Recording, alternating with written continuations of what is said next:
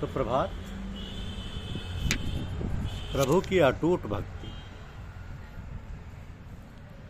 प्रभु की अटूट भक्ति बाल्यकाल से ही प्रहलाद में भगवान विष्णु के प्रति तीव्र भक्ति थी। उनके असुर पिता ने पुत्र को सांसारिक पथ पर लाने के सभी प्रयास किए,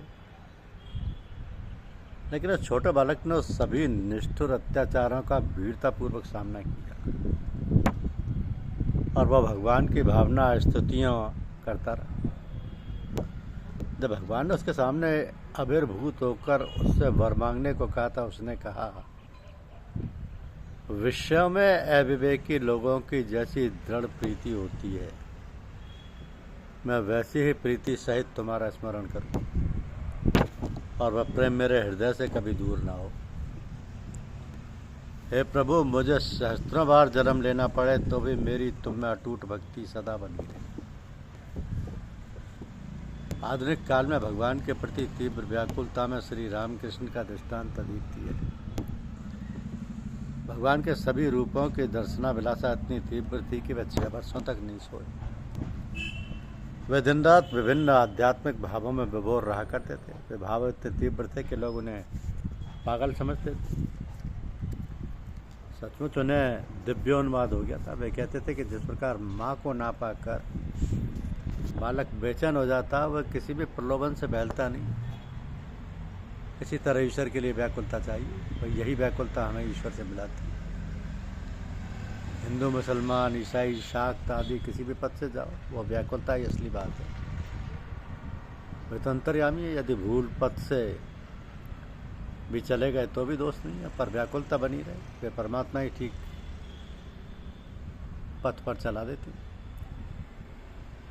अरुणोदय होने पर पूर्व दिशा लाल हो जाती है। उसी समय समझा जाता है कि सूर्योदय होने में अधिक विलंब नहीं है। उसी प्रकार यदि किसी का प्राण ईश्वर के लिए व्याकुल देखा जाए तो भली बात ही समझा जा सकता है कि इस व्यक्ति को ईश्वर प्राप्ति में अधिक विलंब नहीं है। जो भक्त ईश्वर को अपना निकटतम समझता, प्रियतम मानता, उसे वे दर्शन अवश्य देती है। भगवान को अपनी आत्मा से भी निकटतम समझकर प्रार्थना करो। वे मनुष्य के पास खोजने से पहले ही आ जाते हैं। भगवान से अधिक आत्मीय और स्नेह करने वाला और कोई नहीं। ऐसे बहुत से लोग हैं जो सोचते हैं कि वे संसार के सभी फल भोगने के बाद वृद्धावस्था में धर्म का आचरण करेंगे, लेकिन धर्माचरण के लिए उन्हें कभी भी समय नहीं मिलता, क्योंकि अपनी शक्ति का अधिकांश भौतिक सुखों में क्षय करने के बाद कठोर साधना के लिए अधिक शक्ति नहीं बचती। तो आध्यात्मिक जीवन का प्रारंभ जितना जल्दी हो सके करना चाहिए। आध्यात्मिक बीज को जीवन के प्रारंभ में बोए बिना बाद में आध्यात्मिक मनोभाव बनाना संभव नहीं है। अपनी सहजात प्रवृत्तियों का गुलाम होने के बाद उनके चंगुल से अपने को मुक्त करना व्यक्ति के लिए बहुत कठिन होता है। इन सहजात प्रवृत्तियों से छुटकारा पाने के लिए वृद्धावस्था का समय बहुत कम होता है। यदि अति चेतन अनुभूति प्राप्त कर बंधन और दुख से मुक्त होना तुम्हारा लक्ष्य है, तो अभी जवान अवस्था में प्रारंभ करना श्रेयस्कर है। और यदि कोई लक्ष्य प्राप्त किए बिना ही मर जाए तो गीता के संस को याद करो कि स्वल्प मप्यस्य धर्मस्य त्रायते महतो भयात। अर्थात इस धर्म का थोड़ा सा आचरण भी महान भय से रक्षा करता है। जिन लोगों ने ईमानदारी से आध्यात्मिक जीवन में संघर्ष किया है, जिन्होंने अपना सर्वस्व परमात्मा को समर्पित किया है, उन्हें कोई भय नहीं। जीवित रहते हुए यदि उन्होंने तीव्र आध्यात्मिक जीवन यापन किया है, तो वे अपने आध्यात्मिक प्रयास को जीवन के अन्य स्तर पर, अन्य लोकों में भी बनाए रख सकते हैं। तब व्यक्ति उसी स्थान से अपनी साधना प्रारंभ करता है जहाँ उसने उसे छोड़ा था। तो मृत्यु से केवल परवेश का परिवर्तन होता है, लेकिन चेतना का हमारा केंद्र हमारी अर्थात परमात्मा हमारे भीतर ही है।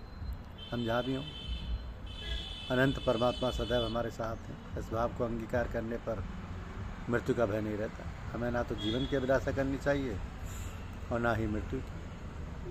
नियत अपनी चाल चलती रहे, लेकिन हमारा मन सदा परमात्मा में ही लगा रहे। हम निर्भय होकर और दृढ़तापूर्वक लक्ष्य की ओर बढ़ते रहें। निद्या पर्यंत, मृत्यु पर्यंत वेदांत चिंतन में काल व्यतीत करो।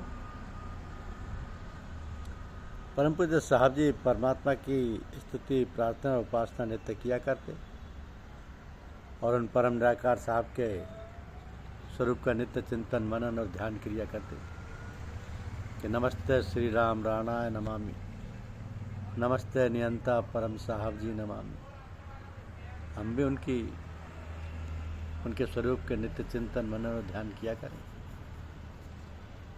नमस्ते सत्यते जगत कारणाय, नमस्ते चित्ते सर्वलोकाश्रयाय, नमो अद्वैत तत्वाय मुक्ति प्रदाय, नमस्ते ब्रह्मांडे व्यापिने शाश्वताय, नमस्ते श्री राम साहब जी नमामि, नमस्ते निराकार निर्गुण निरूपम, नमस्ते शिवम सत्य सुंदरम सुंदर स्वरूपम, नमस्ते अगोचर अगमोजदायक, नमस्ते निरंजन निगम नीति नायक, नमस्ते श्री राम राणाय नमामि, नमस्ते महेश्वर महामोक्षदाता, नमस्ते विभु विश्वव्यापी विधाता, नमस्ते सदा सच्चिदानंद स्वामी, नमस्ते श्री राम श्यामाय नमामि, नमस्ते नियंता परम गुरुवर नमामि, नमस्ते श्री राम राणाय नमामि। तुम शक्तिमान, मैं शक्तिहीन, इस कारण से ही अकुलाता हूँ। अपने हीन अशुभ कर्मों से जन्म मरण में आता हूँ। दीन भावना से जग सारा तुझको शीश झुकाता है। यह सेवक सदा तुम्हारे गीत बनाकर गाता है। धन्यवाद। YouTube चैनल को लाइक और सब्सक्राइब अवश्य कीजिए।